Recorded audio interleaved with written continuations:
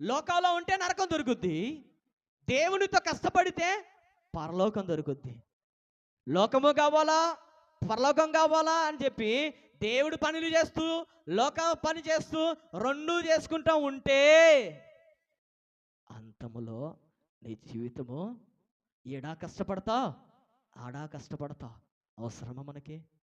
ఏం పాస్టర్ మీరు ఎట్లా చెప్తున్నారు ఏంది మీరు అనుకుంటారు ఇప్పుడు మీ మనసులో, పాస్టర్ ఏంది ఇట్లా చెప్తున్నాడు, మేము క్రైస్తవులమి, మేము ఉండొద్దా, మేము పోవద్దా?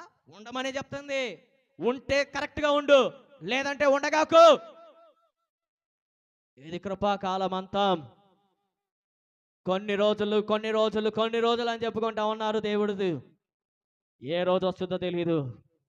కాబట్టి నువ్వేం చేయాలా?